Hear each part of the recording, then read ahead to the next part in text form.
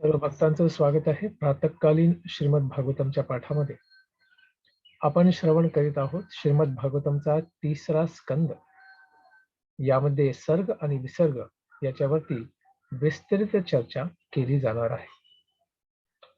परीक्षित महाराजांनी काही प्रश्न विचारले होते शुकदेव गोस्वामींना, आणि हेच प्रश्न पूर्वीच्या काळामध्ये विदुरजींनी मैत्रेय मुनींना विचारले होते. त्यामुळे विदुर मैत्रेय संवाद हा आपल्या समोर येत आहे. शौनक ऋषींनी सुद्धा विदुरजी आणि मैत्रेय संवाद याच्याबद्दल प्रश्न सूत गोस्वामींना विचारला होता. त्या उत्तराच्या अनुषंगाने सुद्धा सूत गोस्वामी याच प्रसंगाचं वर्णन करणार आहेत. कथेमध्ये विदुरजी जेव्हा हस्तिनापुराच्या बाहेर पडले, त्यानंतर ते विदुरजी उद्धवला कुठे भेटले हे आज आपण श्रवण करूया. श्री शुकदेव गोस्वामी म्हणाले, आपल्या वैभवशाली घराचा त्याग करून अरण्यात प्रवेश केल्यानंतर परमभक्त विदुर परमपूज्य मैत्रेय ऋषींना सुद्धा प्रश्न विचारतात. पांडवांचे वास्तव्य असलेल्या घराविषयी तर काय सांगावे. प्रत्यक्ष अखिलेश्वर भगवंत श्रीकृष्ण तुमचे मंत्री म्हणून वावरत होते. ते आपलेच घर असल्याप्रमाणे भगवंत तेथे ये जा करीत असत. मात्र त्यांनी दुर्योधनाच्या घराकडे जराही लक्ष दिले नाही. त्यानंतर परीक्षित महाराजांनी शुकदेव गोस्वामींना प्रश्न विचारला होता. महात्मा विदुर आणि परमपूज्य मैत्रेय मुनी यांची भेट व चर्चा कुठे आणि केव्हा झाली हे कृपा करून आपण मला वर्णन करून सांगावे. महात्मा विदुर हे अत्यंत महान आणि विशुद्ध भगवंतांचे शुद्ध भक्त होते, आणि म्हणून त्यांनी परमपूज्य मैत्रेय मुनींना विचारलेले प्रश्न अतिशय अर्थपूर्ण व श्रेष्ठ स्तराचेच असले पाहिजेत. तसेच त्या प्रश्नांना विद्वज्जनांची सुद्धा मान्यता असलीच पाहिजे, कारण ते महान ऋषी राजर्षी असणारे विदुरजी यांच्याद्वारे विचारले गेलेले ते प्रश्न आहेत. आणि हाच प्रश्नांचा उत्तरांचा ओघ प्रकट केला होता सूत गोस्वामींनी. सूत गोस्वामी म्हणाले, ऋषी श्रेष्ठ शुकदेव गोस्वामी अत्यंत आध्यात्मिक ज्ञानामध्ये आणि साक्षात्कारामध्ये अनुभवी होते, आणि ते परीक्षित महाराजांवरती अत्यंत प्रसन्न झाले होते. त्यामुळे परीक्षित महाराजांनी प्रश्न विचारताच ते उत्तरले. कृपया याविषयी माझ्याकडून आता लक्षपूर्वक श्रवण कर. श्रूयताम इति. शुकदेव गोस्वामी म्हणाले, राजा धृतराष्ट्र आपल्या अप्रामाणिक पुत्रांचे भरण पोषण करण्याच्या अधर्मी लालसेने प्रभावित होऊन विवेक दृष्टीने अंध झाला होता, आणि त्यामुळेच आपल्या पितृहीन पुतण्यांना जिवंत जाळून मारण्यासाठी त्याने लाक्षागृहाला आग लावून दिली होती. पांडवांना जिवंत जाळण्यासाठी रात्रीच लाक्षागृहामध्ये लाखाने बनलेल्या गृहामध्ये आग लावण्याचा त्याने प्रयत्न केला. धर्मराज युधिष्ठिरांची पत्नी द्रौपदी हिच्या अश्रूंनी तिच्या वक्षावरील कुंकू धुवून काढले, तरी तिचे केस खेचण्याचे घृणास्पद कृत्य करणारा त्याचाच पुत्र दुःशासन यास राजाने प्रतिबंध केल्याने त्याला थांबवलं नाही अशा पापकर्मापासून. त्यामुळेच महान पापी आहे धृतराष्ट्र हे सिद्ध होते. जन्मापासूनच अजात शत्रू असलेल्या युधिष्ठिरांचा द्यूत क्रीडेमध्ये कपटाने पराभव करण्यात आला. छल कपट वापरून मामा शकुनीने तिथला सर्व डाव उलटून टाकला. परंतु त्यांनी सत्यव्रत स्वीकारल्यामुळे ते स्वतः अरण्यात निघून गेले आपल्या भावांसहित. कालांतराने वनातून परतल्यावर त्यांनी राज्यामधील आपल्या न्याय्य भाग मागितला असता, परंतु भ्रमित झालेल्या धृतराष्ट्राने त्यांना तो देण्याचे सर्वथा नाकारले होते. आणि त्यांचाच भाऊ अर्जुन याने भगवान श्रीकृष्णांना अखिल जगाचे आध्यात्मिक गुरु या नात्याने जगद्गुरुर यानी जगाद कृष्ण त्या सभेमध्ये पाठविले. आणि भगवंतांचे शब्द जरी भीष्मांसारख्या काहींनी विशुद्ध अमृता समान मानून श्रवण केले, तरी आपल्या पूर्व पुण्याईचा अंशही शिल्लक नसलेल्या इतर पापी कौरवांना ते तसे वाटले नाहीत. राजाने भगवान श्रीकृष्णांच्या शब्दांना महत्वपूर्ण मानले नाही. अर्थात धृतराष्ट्र आणि त्याचा पापी पुत्र दुर्योधन यांनी भगवंतांनी दिलेले खडी साखरासारखे मधुर वचन सुद्धा त्यांना रुचले नाहीत. कारण एखाद्या कावीळ झालेल्या रोगीप्रमाणे ते खडी साखरही त्यांना कडू लागत होती. मग विदुरजी अशा विदुरांना त्यांच्या थोरल्या बंधूने धृतराष्ट्राने मंत्रणा करण्यासाठी बोलावून घेतले असता त्यांनी राजवाड्यात जाऊन अत्यंत योग्य आणि मुद्देसूद सूचना दिल्या, ज्याला विदुर नीती म्हणतात. त्यांनी दिलेला समुपदेश सुप्रसिद्ध असून त्याला निष्णात राजनीतिज्ञांनी सर्वथा मान्यता दिलेली आहे. आणि जगतामध्ये ज्याला धर्माचं पालन करून राज्य करायचंय अशा व्यक्तीने विदुर नीतीचं पालन करणं आवश्यक आहे. असे अजात शत्रू असणारे विदुरजी दुष्ट कृत्यांपायी अपरंपार क्लेश भोगत होते. त्या युधिष्ठिराला आता तुम्ही राज्याचा न्याय्य भाग दिला पाहिजे असं विदुरजींनी सांगितलं. विदुरजी सुद्धा अजात शत्रू आहेत आणि युधिष्ठिर महाराज सुद्धा अजात शत्रू आहेत, अर्थात ज्यांच्या शत्रूने अजून जन्मच घेतलेला नाही. जरी दुर्योधन हा युधिष्ठिरांना शत्रू मानत होता, परंतु तरीही युधिष्ठिर कोणाला शत्रू मानत नव्हते, त्यामुळे त्यांना अजात शत्रू असं म्हणतात. युधिष्ठिर आपल्या धाकट्या बंधूंबरोबरच त्याची वाट पाहत आहे. ज्यांत क्रोधाने सर्पाप्रमाणे फुटकार सोडणाऱ्या आणि प्रतिशोध घेण्यासाठी आसुसलेल्या भीमसेनचा सुद्धा समावेश आहे. कारण जेव्हा द्रौपदीचा अपमान दुःशासन करीत होता त्यावेळी भीमानेच प्रतिज्ञा घेतली होती की ज्या जांगेला ठोकून हा दुर्योधन द्रौपदीला बोलवत आहे त्याच जांगेला मी तोडणार. आणि ज्या हृदयामध्ये कामवासना भरल्यामुळे दुःशासन हे पापकृत्य करीत आहे द्रौपदीचे वस्त्रहनन करण्याचा, त्या हृदयाला मी युद्धभूमीमध्ये फाडीन आणि त्याच्या हृदयातनं रक्त मी माझ्या मुखाने पिणार आहे. आणि अशा प्रकारचे सर्व प्रकारचे कौरव 100 पुत्र धृतराष्ट्राचे अत्यंत महापापी असल्यामुळे मी सर्वांना मारून टाकेन. अशा प्रकारची अतिभीषण प्रतिज्ञा भीमने घेतली होती. तर त्या भीमाची ही आठवण विदुरजींनी धृतराष्ट्राला करून दिली. आणि त्या भीमसेनाचे निश्चितच तुम्हाला भय वाटत आहे हेही त्यांनी सांगितलं. भगवान श्रीकृष्णांनी पृथा अर्थात कुंतीच्या पुत्रांना आपले स्वजन मानलेले आहे. कारण आपल्या आत्याचेच बाळ असल्यामुळे भगवंतांना ते अत्यंत प्रिय होते पांडव. आणि जगातील सर्व राजे भगवंत श्रीकृष्णांच्याच बाजूने आहेत. ते यदुकुळातील सर्व राजे व राजपुत्र या आपल्या कुटुंबियांसमवेत स्वतःच्या गृही निवास करीत आहेत. यदुवंशीयांनी असंख्य राजकर्त्यांना आधीच पराभूत केलेले आहे, त्यांचा नाश केलेला आहे. आणि श्रीकृष्ण हे त्यांचे स्वामी आहेत, यदुदेव देव. त्यामुळे त्यांना कोणीही पराभूत करू शकत नाही. आणि ते पांडवांना जर पाठबळ देतील तर तुझ्या सर्व पुत्रांचा नाश सर्वथा निश्चितच आहे. त्यामुळे न तू वाचशील न तुझे पोरं वाचू शकतात.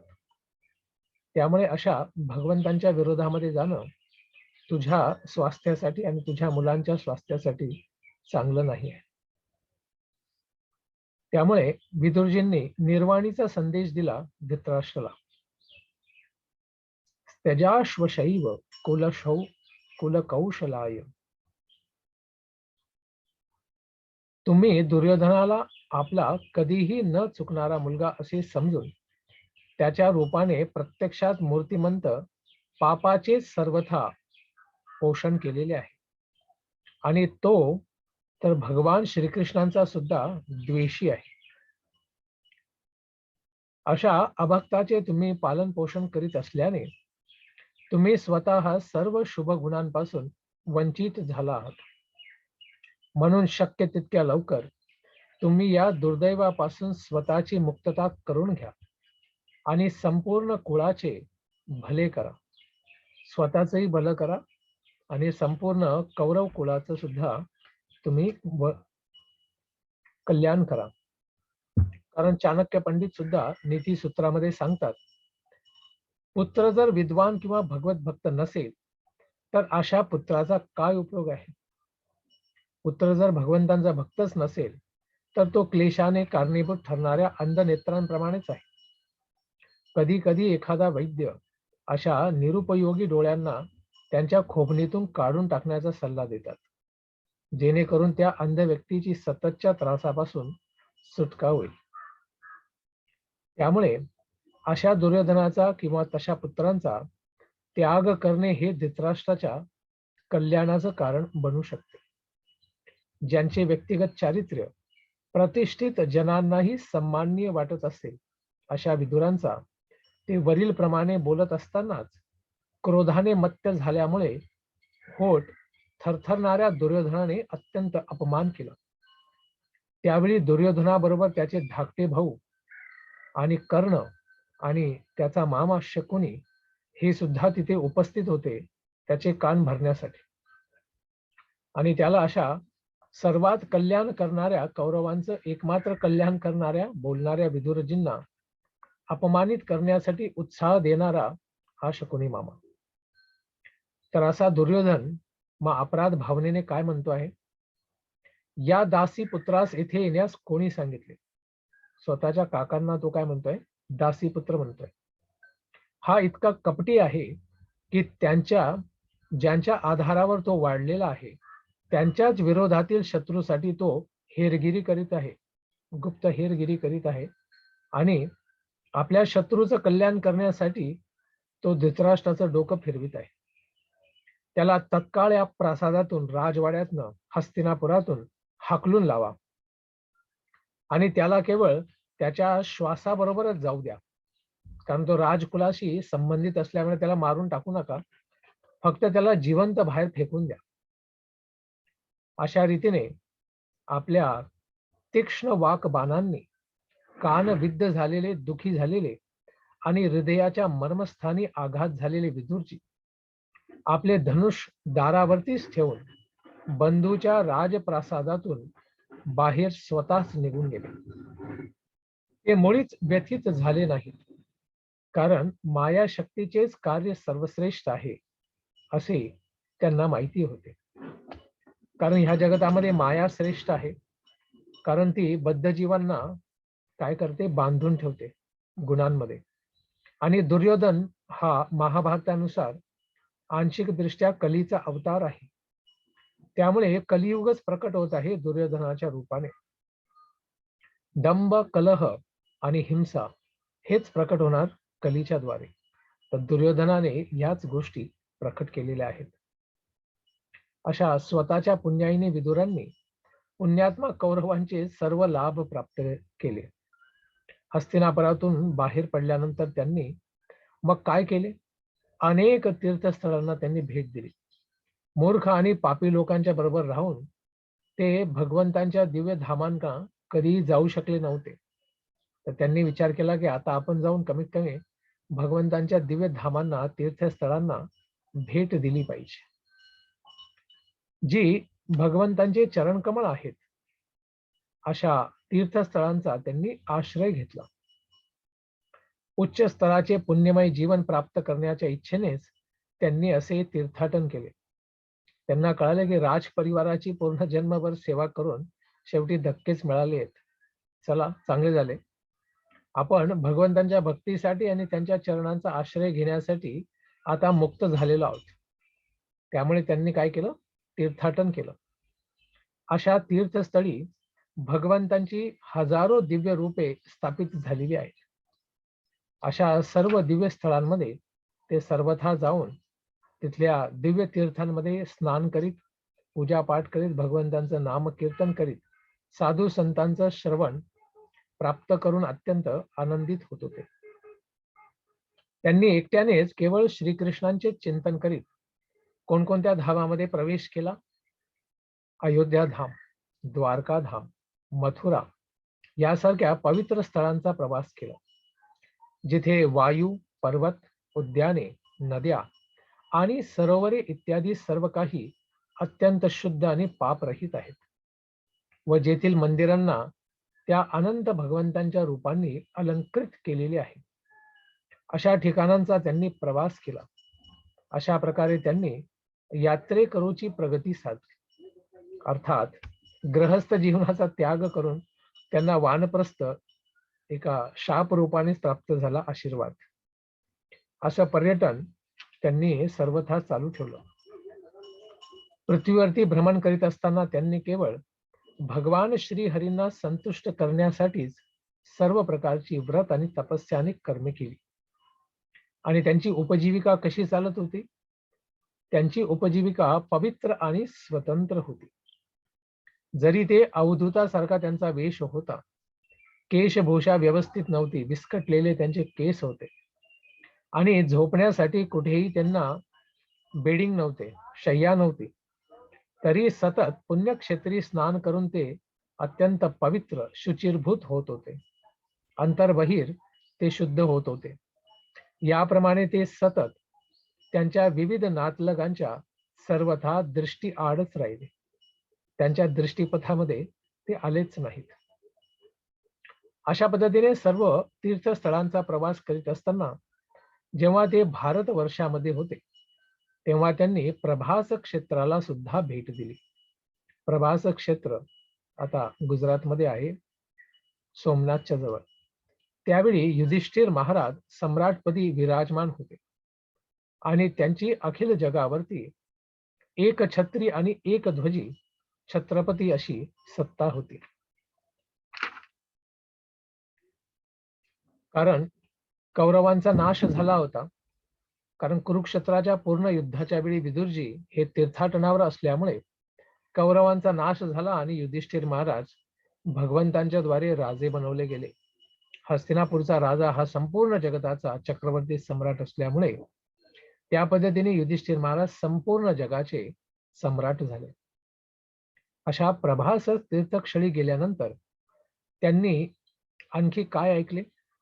तर यादवांचा विनाश असा दुःखद समाचार सुद्धा त्यांना तिथे प्राप्त झाला. त्यांनी सर्व नातलग अत्यंत हिंसक स्पर्धा भावनेमुळे मरण पावले होते, असा यादवांचा समाचार ऐकला. ज्या पद्धतीने वेळूंच्या घर्षणाने निर्माण झालेल्या आगीमुळे संपूर्ण वनच जळून भस्मसात होते, राख बनते. त्यानंतर त्यांनी सरस्वती नदी वाहते त्या पश्चिम दिशेकडे प्रयाण केले. हळूहळू ते सरस्वती नदीकडे गेले, जी आता विलुप्त झाली आहे. आणि सरस्वती नदीच्या तीरावर त्यांनी 11 तीर्थस्थळांना भेट दिली. त्रित, उष्णा, मनु, पृथु, अग्नी, असित, वायू, सुदास, गो, गुह, श्राद्धदेव. विदुरांनी या सर्व स्थानांना भेट दिली आणि तिथे योग्य ते आध्यात्मिक आणि धार्मिक विधी सुद्धा सर्वथा पार पाडले. तेथे त्यांनी अनेक महर्षी तसेच देवता यांची स्थापना केलेली भगवान श्री विष्णूंच्या विविध रूपांची इतर अनेक मंदिरे होती. त्या मंदिरांमध्ये जाऊन भगवंतांच्या प्रमुख चिन्हांनी अंकित झालेले दर्शन केले आणि सर्वांना सदैव आद्य पुरुषोत्तम भगवान श्रीकृष्णांचे स्मरण करून देत राहणाऱ्या अशा तीर्थस्थळांना जाऊन भेट दिली. आणि तिथे भेट दिल्यानंतर त्यांनी सुरत, सौवीर, मत्स्यदेश यांसारख्या अत्यंत समृद्ध राज्यांमधून प्रवास केला. आणि कुरुजांगल नावाने ओळखल्या जाणाऱ्या पश्चिम भारतामधील प्रांत त्यांनी पार केला. आणि शेवटी प्रवास करीत करीत विदुरजी यमुना नदीच्या तीरावरती पोहोचले, जेथे त्यांनी आल्यानंतर महान कृष्ण भक्त आणि भगवंतांचे भाऊच उद्धव यांच्याशी भेट केली. अशा पद्धतीने सर्व तीर्थाटन केल्यानंतर ते उद्धवाच्या जवळ येऊन पोचत आहेत.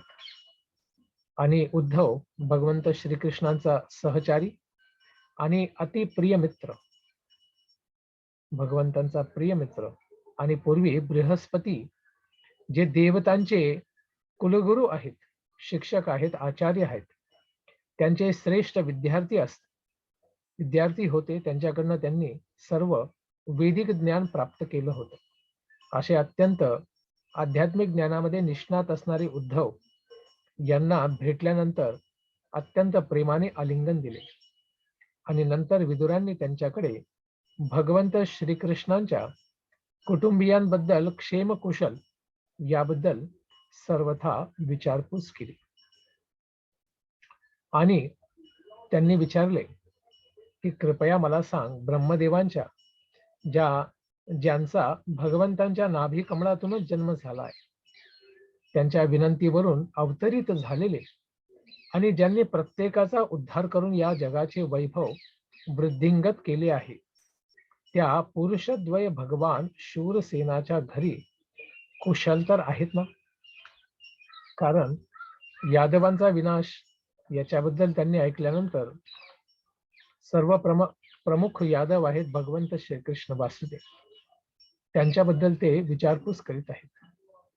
कृपया मला सांग की कुरूंचा परमहितचिंतक आमचा मेहुणा वसुदेव कुशल तर आहे ना? जे भगवंतांचे वडील आहेत. तो अत्यंत उदार आहे स्वभावाने. तो स्वतःच्या भगिनींना पित्या समान आहे आणि स्वतःच्या पत्नींना सदैव सुख देणार आहे. हे उद्धव, यदूंचा सरसेनापती प्रद्युम्न जो पूर्वजन्मी कामदेव होता, तो आता भगवंतांचा पुत्र म्हणून प्रकट आहे. तो कसा आहे तेही मला सांग. रुक्मिणीचा तो मुलगा. रुक्मिणीने ब्राह्मणांना संतुष्ट केल्याने त्यांच्या कृपा आशीर्वादामुळेच भगवान श्रीकृष्णांपासून तिला प्रद्युम्न हा पुत्र रूपाने प्राप्त झाला होता. हे उद्धव, कृपया मला हेही सांग की सात्वत, वृष्णी, भोज आणि दाशार्ह या सर्व प्रकारच्या वंशांचे राजा उग्रसेन तर कुशल आहेत ना? राजसिंहासनाची आशा सोडून ते सर्वथा राज्यातून अगदी दूरवर निघून गेले होते, परंतु भगवंत श्रीकृष्णांनीच त्यांना पुन्हा राजसिंहासनावरती बसविले होते. हे सौम्य उद्धव, भगवंतांचा दुसरा पुत्र सांब कुशल तर आहे ना? तो भगवंतांच्या पुत्रासमानच दिसतो. एकदम दिसायला भगवंतांसारखाच आहे. पूर्वजन्मी तो शिव भार्येच्या पोटी कार्तिकेय म्हणून जन्मला होता आणि आता तो जांबवतीचा, भगवंत श्रीकृष्णांच्या पत्नी जांबवतीचा बाळ म्हणून, मुलगा म्हणून तो प्रकट झालेला आहे आणि तो दिसायला अत्यंत सुंदर आहे. तर तो सकुशल तर आहे ना? हे उद्धव, युयुधान कुशल तर आहे ना? त्याने अर्जुनाकडून युद्धकलेचे प्रशिक्षण घेतले होते भगवंतांनी सांगितल्यामुळे, आणि मोठमोठ्या यतींनाही अप्राप्त अशा दिव्य गतीची त्याने प्राप्ती केली होती. कृपया मला हेही सांग की श्वफल्क पुत्र अक्रूर जो यादवांचा रक्षण करता आहे, तो बरा आहे का? तो भगवंतांना शरण गेलेला एक निर्दोष जीव आहे, भक्त आहे. एकदा भगवंतांवरील दिव्य प्रेमाने अत्यंत भावविभोर झाल्याने त्याचे मानसिक संतुलन ढळले होते आणि तो भगवान श्रीकृष्णांच्या पाऊल खुणांनी अंकित झालेल्या मार्गावरील धुळीमध्ये खाली पडला होता. जेव्हा तो भगवंतांचा संदेश घेऊन वृंदावनाकडे गेला होता, तेव्हा वृंदावन जाण्याआधीच त्याने भगवंतांच्या चरण कमलांचे चिन्ह बघून तिथेच तो भावविभोर झाला होता. जसे वेद हे यज्ञ हेतूंचे आगर आहेत, सागर आहेत, भांडार आहेत, तसेच देवमाता अदिती जी देवतांची आई आहे, कश्यपजींची पत्नी आहे, त्या अदितीप्रमाणे देवक भोज राजाच्या कन्येने भगवंतांना स्वतःच्या उदरात धारण केले होते. ती देवकी, ती सकुशल तर आहे ना? अनिरुद्ध कुशल आहे ना?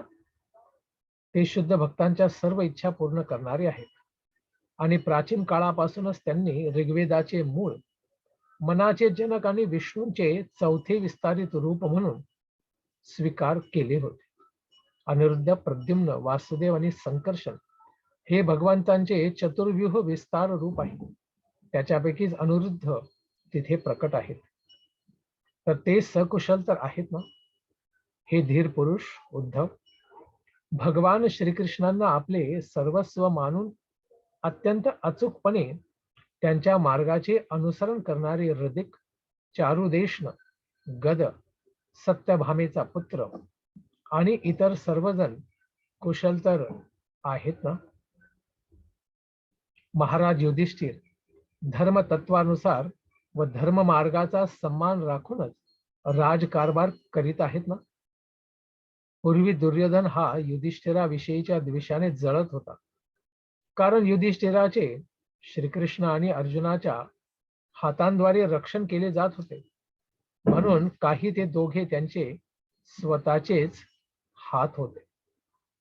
कृपया मला हेही सांग की एका सापाप्रमाणे असणाऱ्या अजिंक्य अशा भीमाने पाप्यांविषयी दीर्घकाळ मनात जोपासलेला जो क्रोध व्यक्त केला, तो आता त्याने बाहेर प्रकट केला, अर्थात त्याने बदला घेतला की नाही?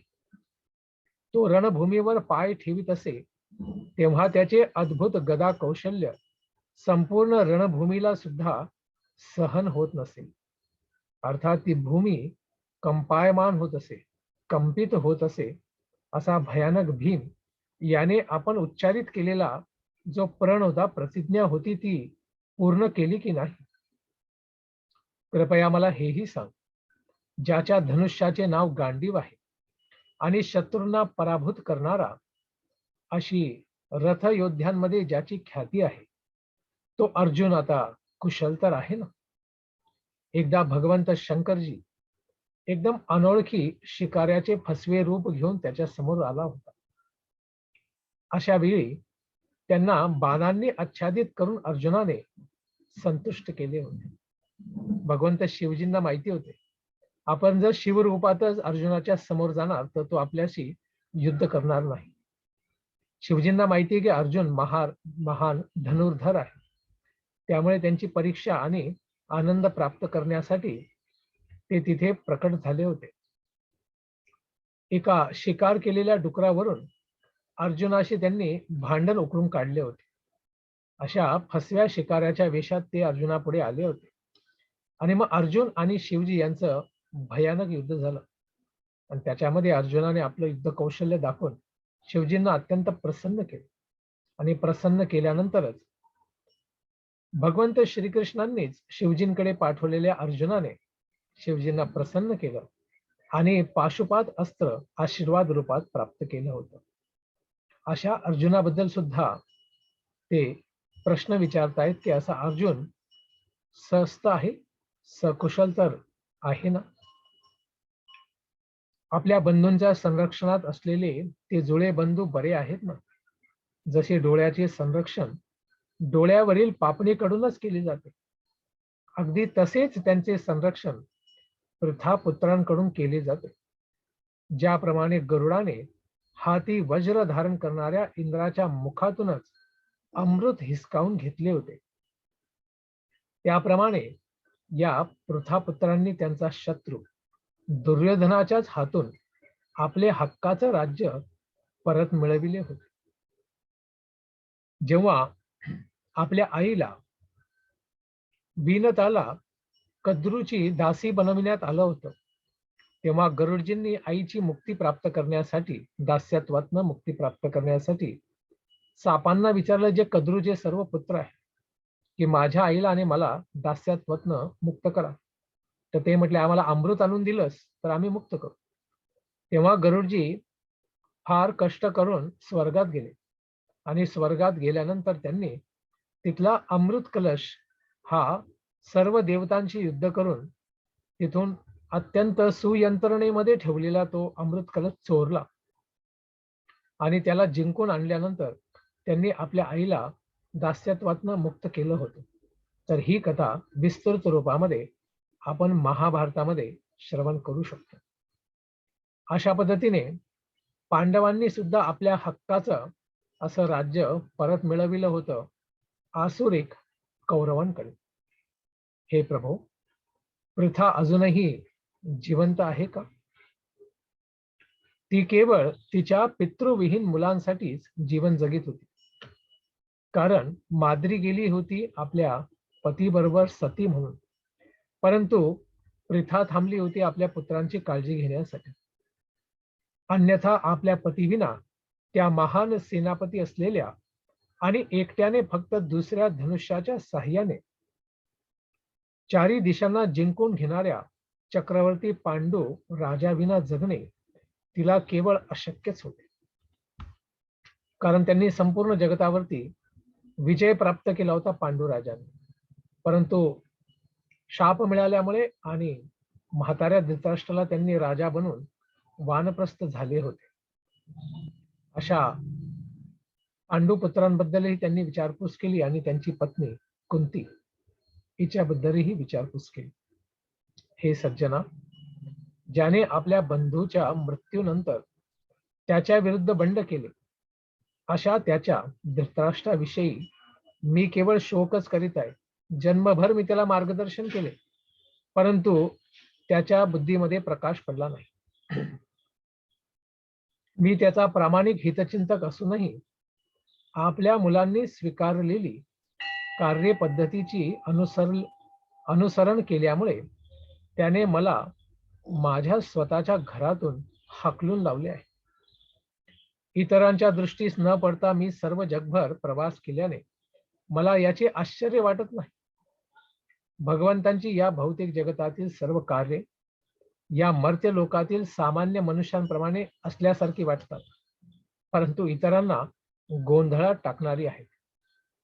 कारण हरेर मर्त्य विडंबनेनं भगवंत काय करतात, माणसासारखी लीला केल्यासारखं करतात, परंतु ते सर्वथा भगवंत आहेत.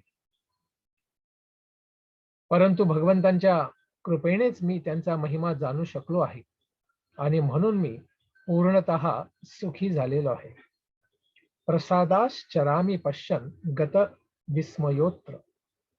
सर्व विस्मय माझा नष्ट झालेला आहे आणि मी भगवंतांची कृपेनेच सर्व काही समजू शकलो आहे.